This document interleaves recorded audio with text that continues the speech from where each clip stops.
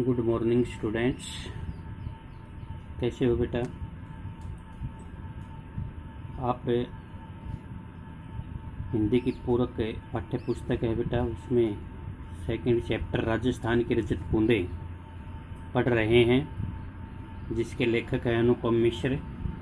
अनुपम मिश्र ने राजस्थान की उस कारुणिक दशा का वर्णन किया है जहाँ पानी के लिए मारामारी रहती है और इसके लिए जो पानी की एक एक बूंद है वो उनके लिए चांदी जैसी धातु जो है उससे भी महंगी होती है, उससे भी जो है कीमती है बेटा। इस पाठ में आपने जो पहला पार्ट कल पढ़ा था बेटा, उसमें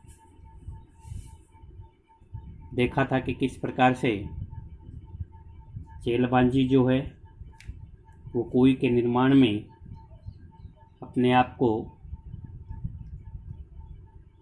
अपने जीवन को समर्पित करके और एक लोगों के प्राण देने वाले पानी की व्यवस्था करता है। कल के पार्ट में देखा कि 30-35 हाथ की गहरी खुदाई, यहाँ तक कि 50-60 हाथ तक भी पहुँच जाते हैं, और वह इतनी संकरी जगह में खोदने का जो काम करते हैं बेटा वो बसोली से किया जाता है, न कि कुल्हाड़ी या फावड़े से। दूसरा ये बताया कि इसमें जो नीचे खुदाई का काम होता है तो जो गर्मी होती है वो इतनी बढ़ जाती है कि उसको कम करने के लिए जो दम घोटू गर्म हवा अंदर होती है उसको कम करने के लिए ऊपर वाले जो व्यक्ति होते हैं वो बालू रेत की मुट्ठी भर भर के समय अनुसार कुछ टाइम के अंतराल पर नीचे फेंकते हैं ताकि गर्म हवा ऊपर आ सके और ठंडी ताज़ी हवा नीचे जा सके। तीसरा ये बताया था कि जो चेलबांजी होता है, चेजारो जो होता है, वो बेटा किस प्रकार से अपनी थोड़ी बहुत सुरक्षा जो उसको मिलती है अपने आप को बचाने की कोशिश करता है। वो केवल सिर के हिस्से को ढकता है, चाहे वो कांसे धातु से बना हो या पीतल से किसी या अन्य धातु से एक बर्तन जो हो टोप के रूप में ओढ़ लेता है, पहन लेता है। जब उसके पास आसपास मलबा जमा हो जाता है खुदाई करते करते उसके पंजों में, उसके पैरों में, तो वह उसे क्या करते हैं, बाल्टी से डोल से बाहर निकालते हैं। ठीक है। और जिस प्रकार से कहते हैं कि ये चेलबांजी जो होते हैं ये कुएं के निर्माण में दक्ष लोगों को कहा जाता है। ठीक है। और ये भी दर्शाया कि कुओं से कम गहरी व्यास की कुएं होती है जिसका घेरा भी कम रखा जाता है, छोटा सा कुआं होता है, और कुएं जो हो वो स्त्रीलिंग शब्द है बेटा कुएं का। भूजल से अलग कर रखने के लिए इसमें विशेष ध्यान रखा जाता है। और जो बालू मिट्टी में रेत सोख लिया, रेत के द्वारा बालू मिट्टी की जो रेत होती है बेटा उस द्वारा पानी को अंदर सोख लिया जाता है और वो धीरे धीरे रिस करके इकट्ठा हो जाता है और यही पीने के पानी में काम आता है। आज हम पार्ट 2 पढ़ने जा रहे हैं बेटा।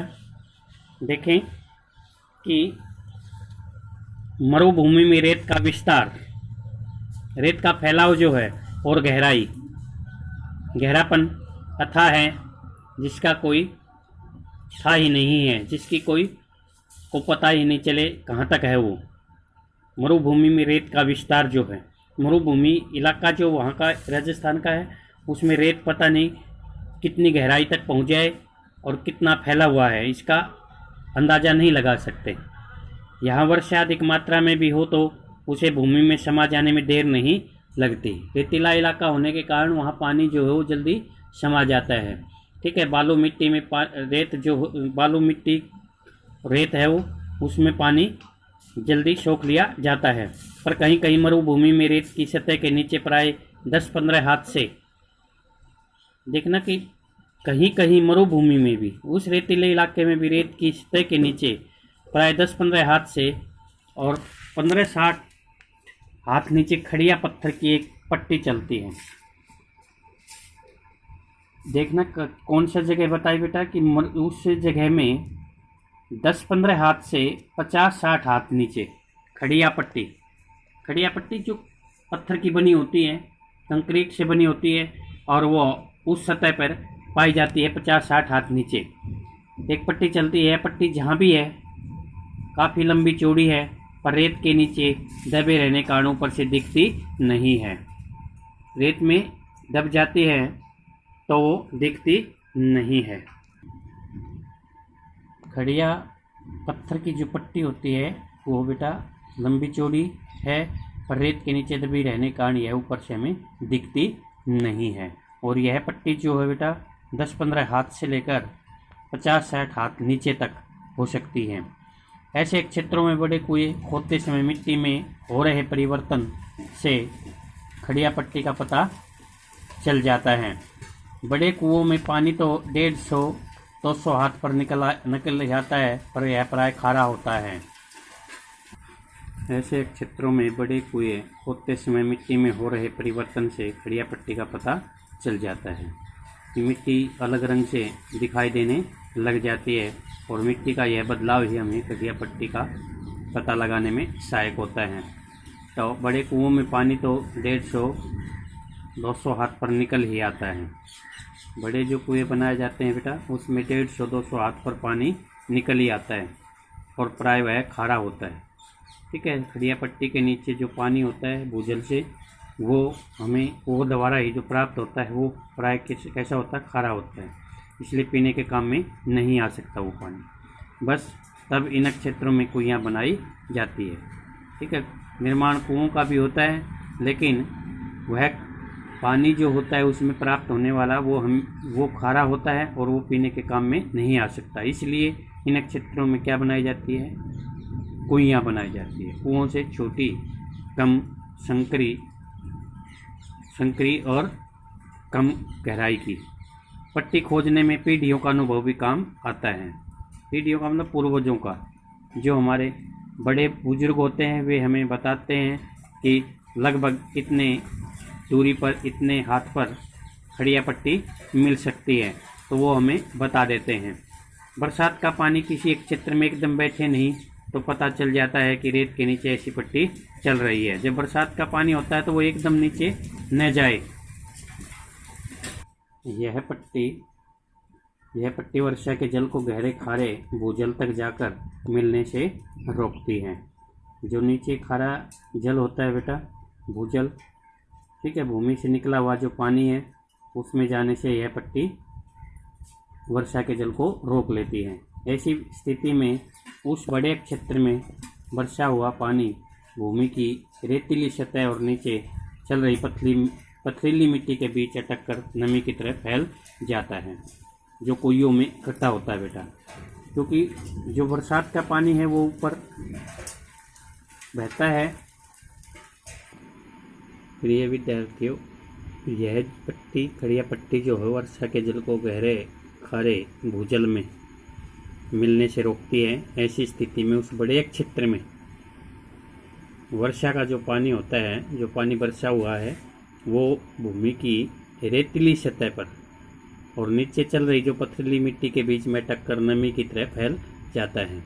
ठीक है, वो जो पथरीली पट्टी है बेटा, खड़िया पत्थर से बनी जो पट्टी होती है, वो नीचे पानी में भूजल में मिलने से इसको रोक लेती है। जो वर्षा का पानी होता है, जो बरसात का पानी होता है, तेज पड़ने वाली गर्मी में इस नमी की भाप बनकर उड़ जाने की आशंका उठ सकती है।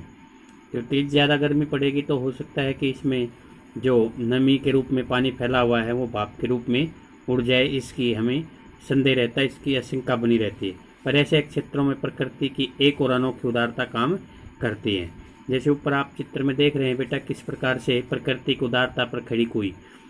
प्रकृति की उदारता का मतलब है कि प्रकृति इसके अंदर, इसके साथ साथ में आपने दिखाई दे रहा है ये बारीक बारीक जो पानी की बूंदें हैं, ठीक है, नमी की जो मात्रा है वो इस कुएं में इकट्ठा हो रही है धीरे धीरे, ठीक है, चारों तरफ से रिस्क है। और ये जो आपको भाग दिखाई दे रहा है ये खड़िया पट्टी है, इसके ऊपर जो ये पानी, ये कुएं जो हो टिकी हुई है और इसमें ये पानी जमा हुआ है धीरे धीरे रिस करके, ठीक है। और इस प्रकार से इनको फिर बाहर निकाला जाता है जो पीने के काम में आता है।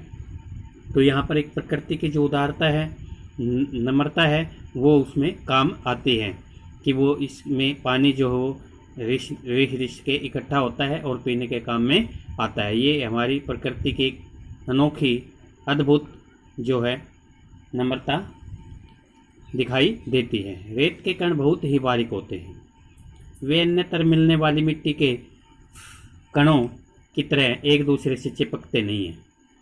रेत के कण होते हैं बारीक, बालू मिट्टी आपने रेत देखा होगा बेटा, उसके बारीक कण होते हैं बिल्कुल ही, ठीक है। वे अन्यत्र दूसरी जगह से एक दूसरे से, अन्यत्र कम लो दूसरे से, एक दूसरे से मिलने वाली मिट्टी के कणों की तरह एक दूसरे से चिपकते नहीं हैं।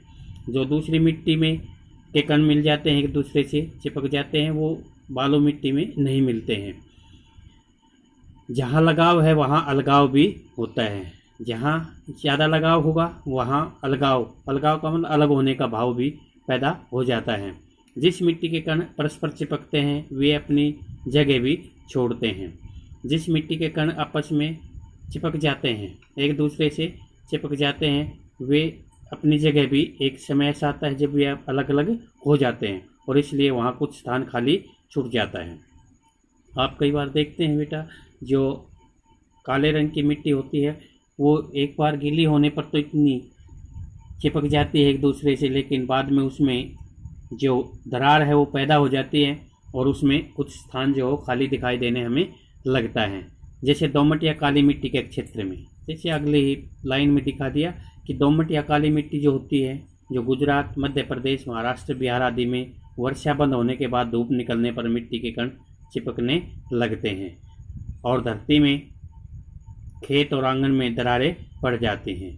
जो वो चिपक गई थी मिट्टी, वो धीरे धीरे जब धूप निकलती है तो वो एक दूसरे से अलग होने लगती है और अलग होने पर उसमें दरारें हमें दिखाई देनी शुरू हो जाती है। ये है दोमट और काली मिट्टी में। और उससे पहले बताया कि रेत के कण बहुत ही बारीक होते हैं जो अन्य मिट्टी की तरह से नहीं चिपकते हैं, जैसे काली और दोमट मिट्टी में एक दूसरे से चिपक जाते हैं, ठीक है। धीरे धीरे इनमें जो दरार आती है उसमें फिर पानी रिसने लगता है धूप निकलने पर और मिट्टी के कण जो चिपकने लगते थे वो अब उसमें अपने आंगन में या खेत में या धरती में दरारें दिखाई देनी शुरू हो जाएंगी, ठीक है बेटा।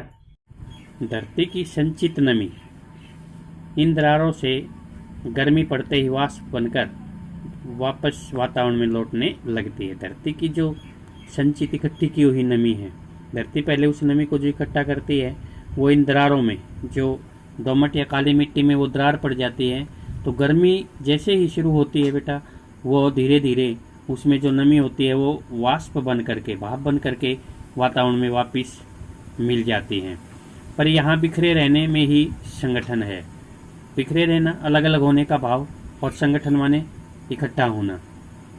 पर यहाँ पर राजस्थान के बारे में कहा कि यहाँ बिखरे रहने में ही, अलग अलग रहने पर ही एक मिलने का भाव पैदा होता है, संगठन ताकत बनती है, इकट्ठा होते हैं वो। मरुभूमि में रेत के कण समान रूप से बिखरे रहते हैं।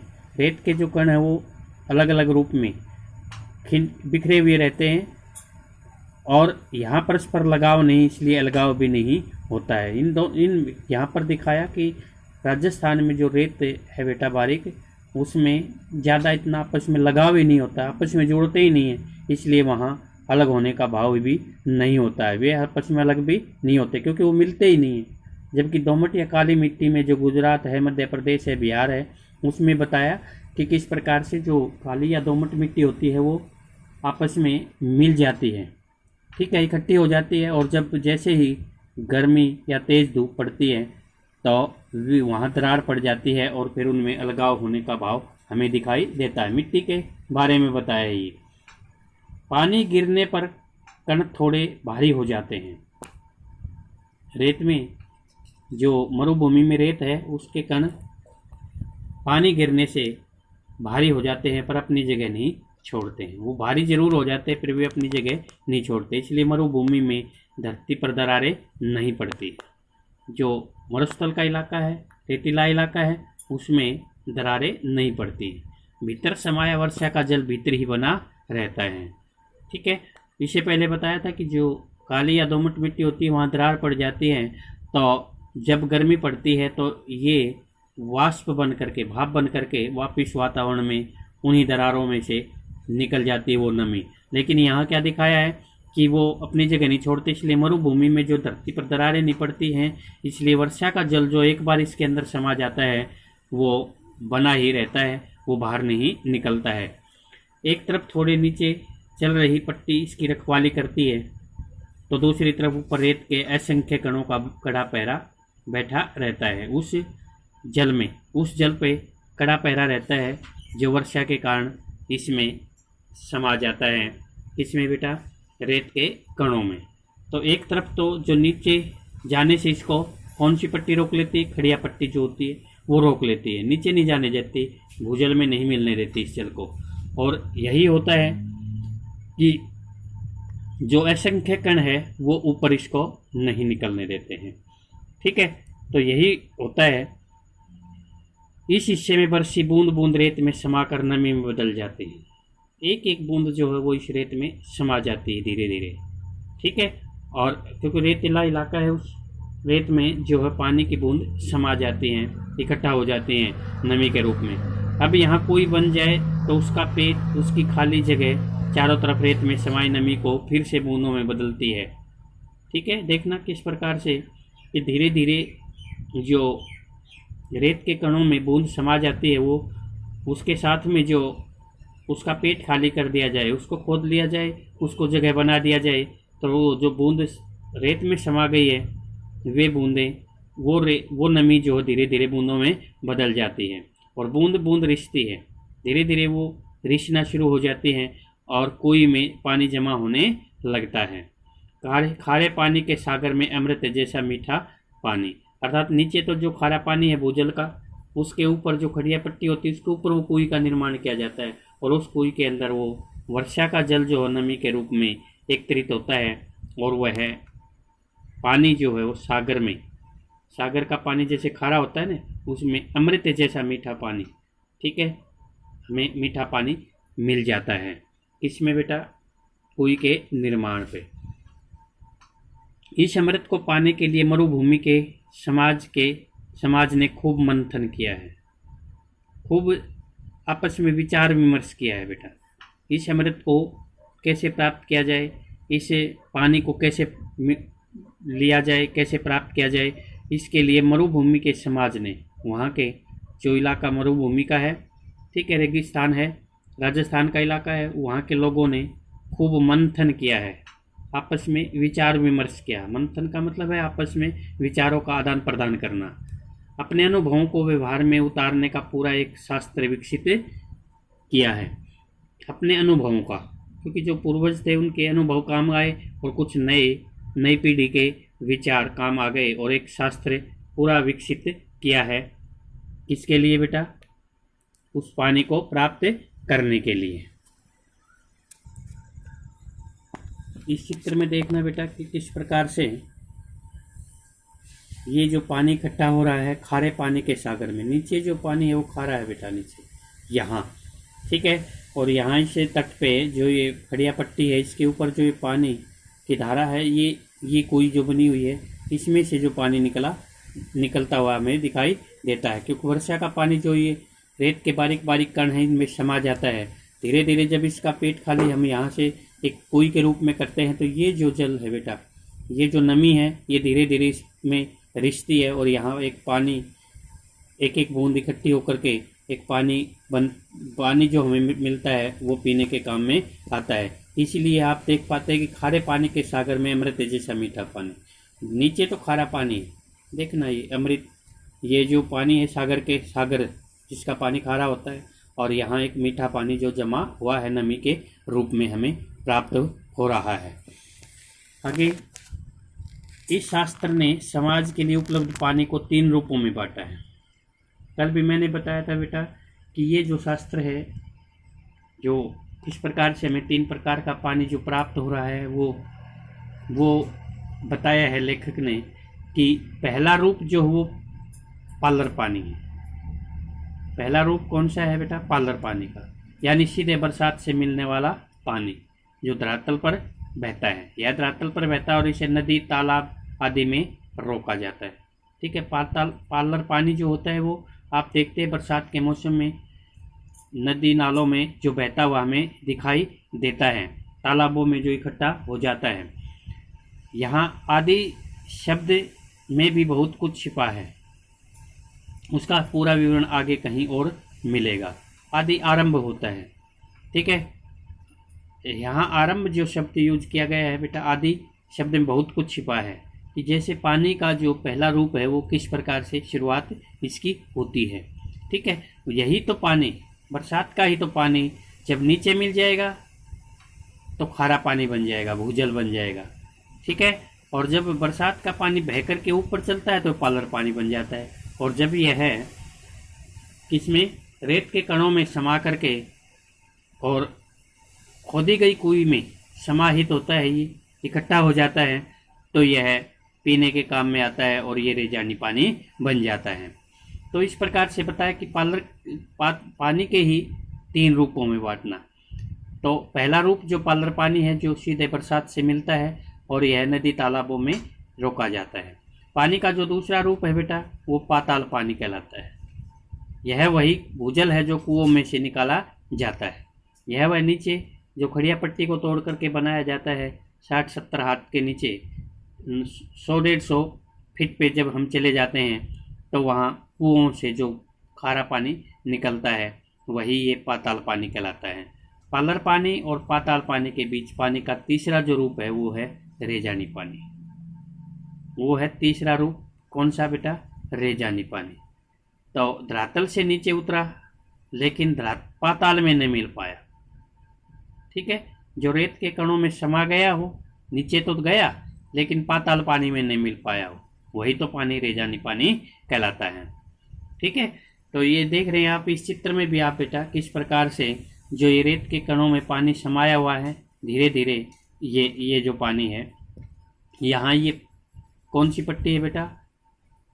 खड़िया पट्टी है। इसके नीचे अगर हम इसको तोड़ के ये पानी जो होता है ये भूजल है, ये खारा पानी है।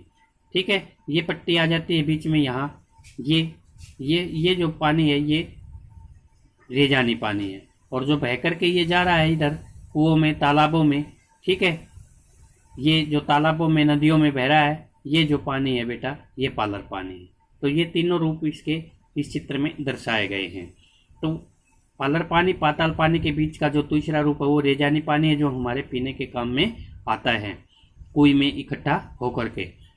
वर्षा की मात्रा नापने में भी इंच या सेंटीमीटर नहीं बल्कि रेजा शब्द का प्रयोग होता है। वर्षा का जो मात्रा नापते भी इतनी इंच बारिश हुई, इतनी मात्रा में पानी जो मात्रा में है वो बरसात हुई है, तो उसको इंच या सेंटीमीटर नहीं बल्कि रेजा शब्द का प्रयोग किया जाता है। और रेजा का माप धरातल पर हुई वर्षा को नहीं, धरातल में समाई वर्षा को नापता है। ठीक है, रेजा आपने देखा होगा कई बार कि लोग पूछते हैं कि भाई कितनी बरसात हुई है, तो थोड़ी सी मिट्टी हटा करके जब उसको सूखापन जब तक नहीं आता है तब वो उंगलियों से नापते हैं। ठीक है, इसी को धरातल में समाई हुई वर्षा को नापा जाता है कि हमारे यहाँ कितनी बरसात हुई है।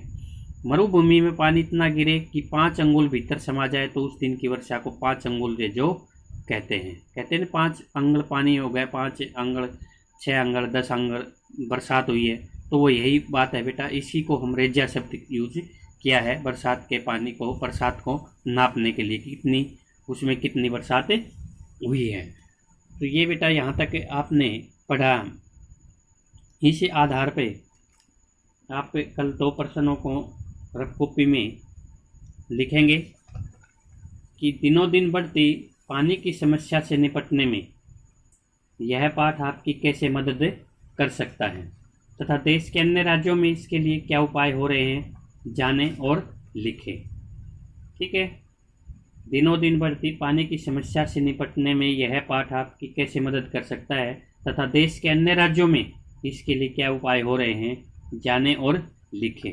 दूसरा प्रश्न है बेटा अभी जो पूरा हुआ है कि जो पानी के 3 रूप हैं, ठीक है, वो कौन कौन से हैं?